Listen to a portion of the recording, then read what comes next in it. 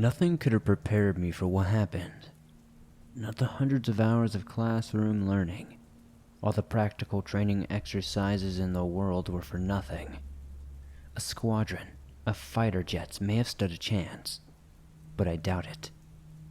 What I encountered 6 years ago was an unstoppable force of nature, like a tsunami or a volcano eruption. If you're caught in its path, you're dead. Lucky for me, I survived. It was sheer luck that I did. This is a warning.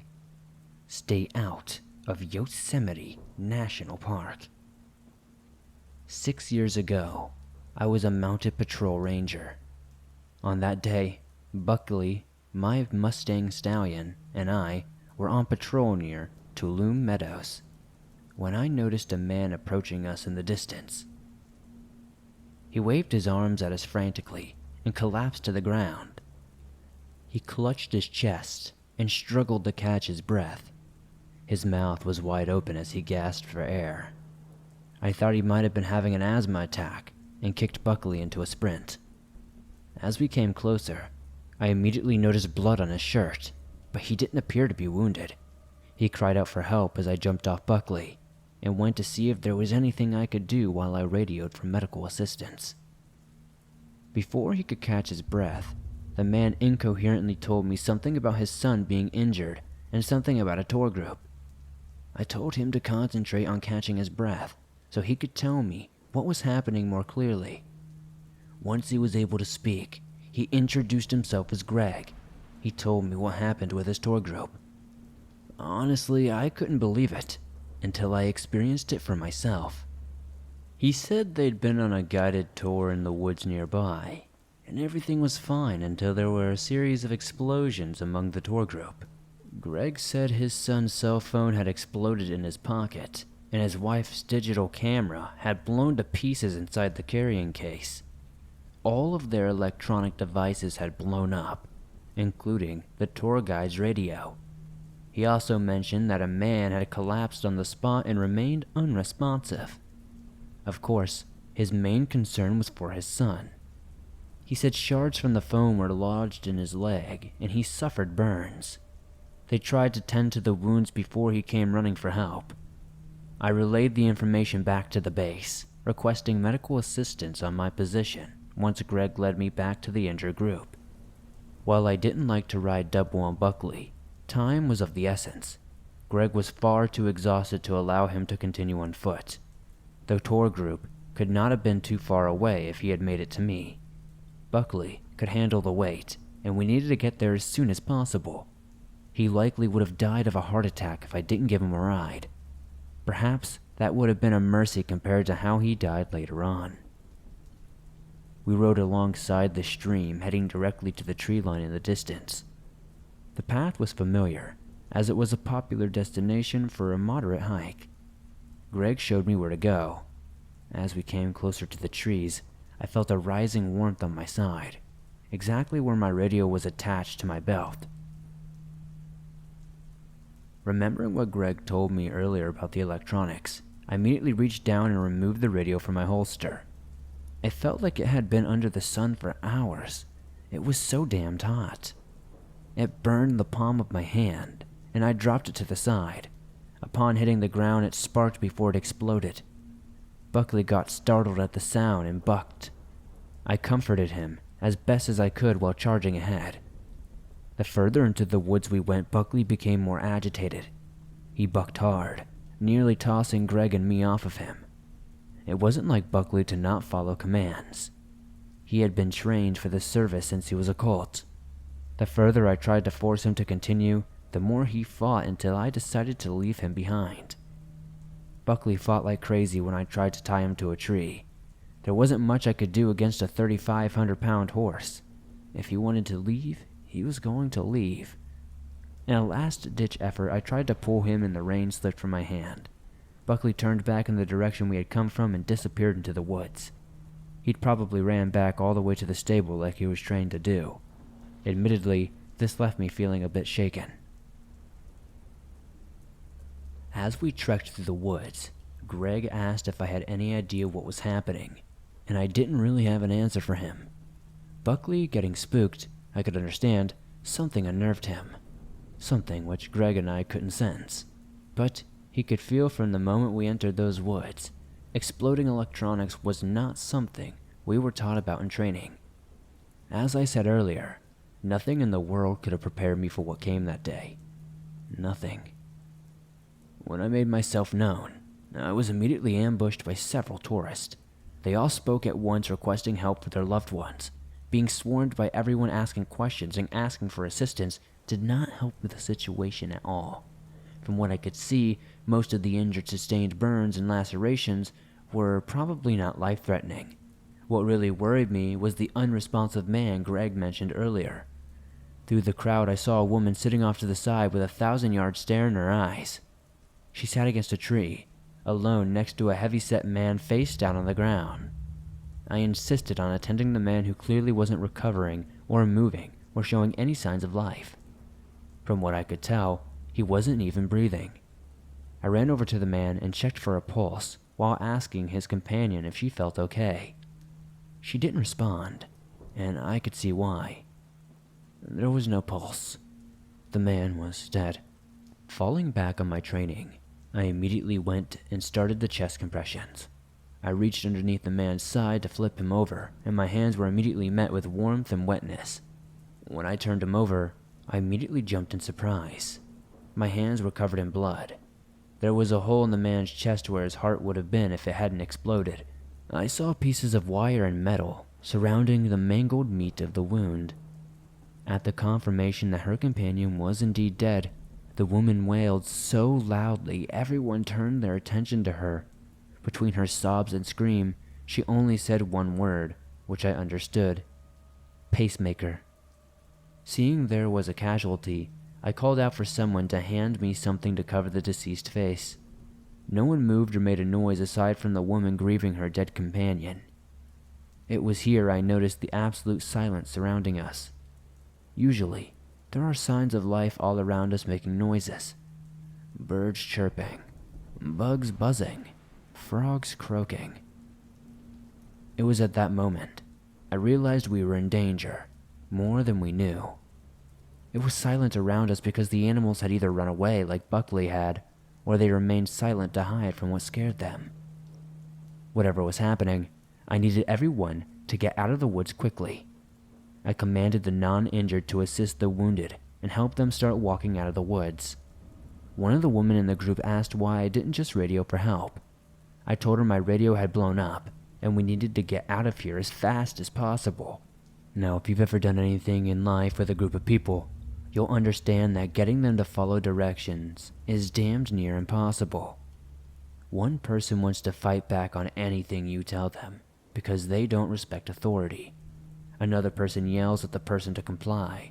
Those two start a fight. You have another person who starts doing their own thing.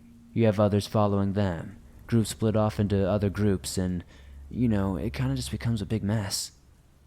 In this case, we didn't even get the chance to start fighting each other. As I tried to get everyone moving, a blast of lightning ripped across the blackening sky above us. It struck a tree only a few hundred yards away. Then the wind picked up, lifting leaves and dust and debris through the air. The weather report for the week was clear, sunny skies with no chance of precipitation. This development unnerved me as I looked up to the clouds overhead and saw how deeply dark and ominous and out of place and alien these clouds were in the sky.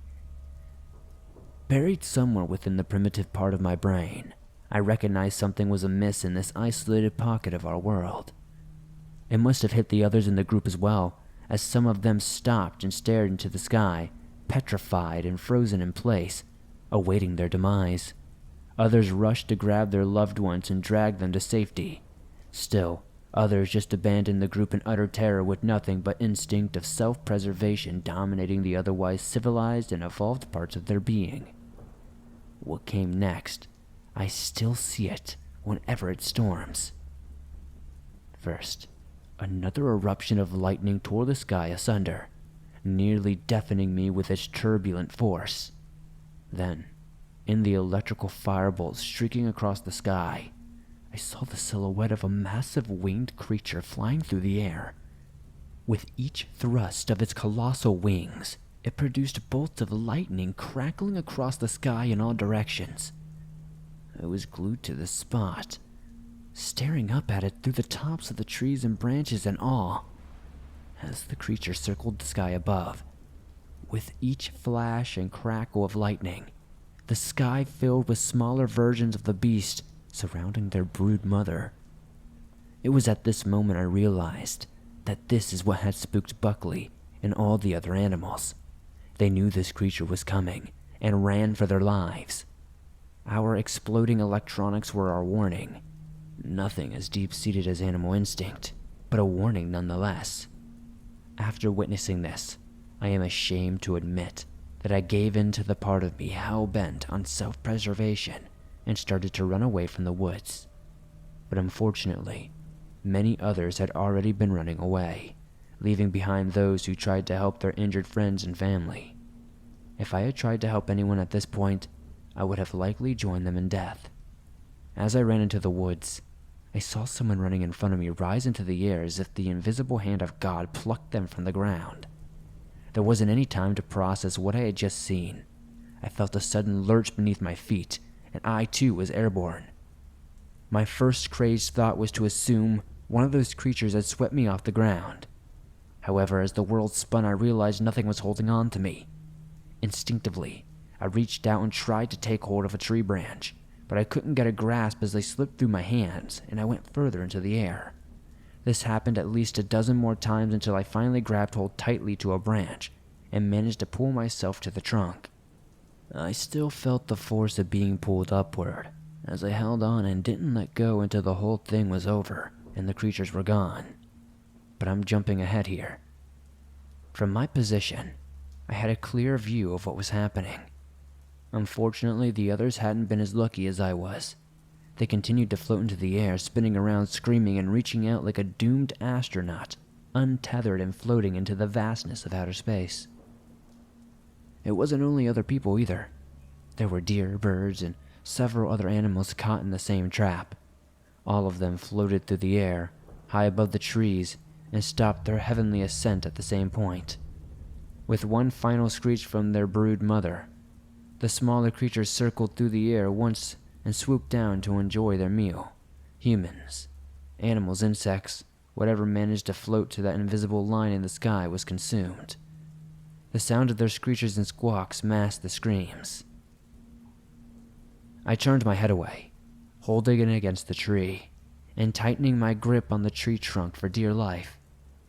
I didn't know if these creatures would notice one of their snacks had gone missing. Maybe they'd sweep down into the trees and I'd be done for. But of course they didn't. I cannot guess for how long I stayed in the tree, but once the screeches and squawks stopped, I no longer heard any screams, and gravity felt as if it had returned, and I braved a look to the sky. It was clear of any monsters or dark clouds.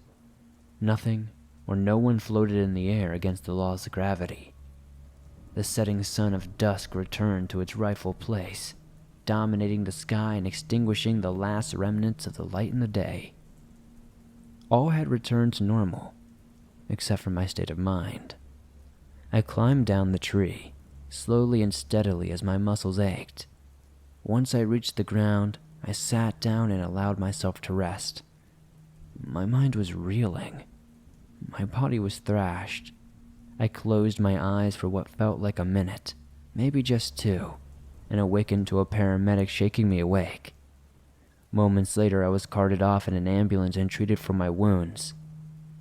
Of course, there were tons of questions as to what happened afterwards.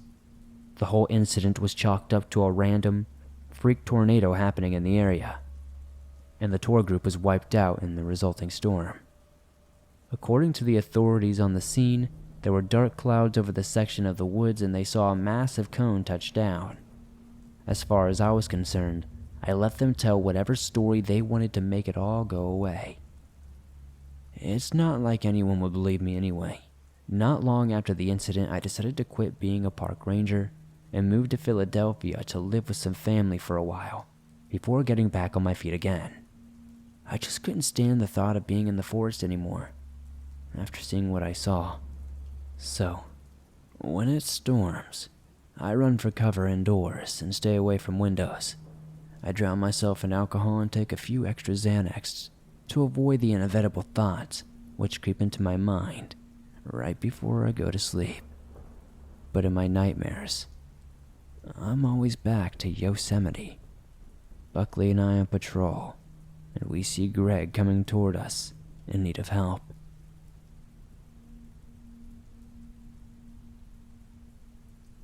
Thanks for listening to this creepy and downright strange story written by H.G. Gravy.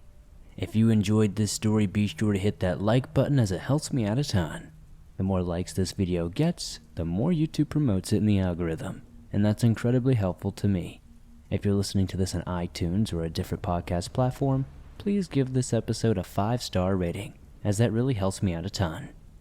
As always, if you have a story that you would like to share in a future video, be sure to submit it at swampdweller.net or the email you can find in the description down below. I'd love to share your story with everyone here in the swamp. If you guys are on the go and don't have YouTube Premium but still want to listen to your favorite Swamp Dweller scary stories wherever you go, you can download them from iTunes, Spotify, Stitcher Radio, or anywhere else you find your favorite podcast platforms for free. Thank you guys as always for supporting the swamp the way you do. If you guys would like to see what I'm doing outside of YouTube, be sure to keep up to date with me on Instagram, Twitter, and Facebook, and I'll see you guys soon with another creepy video.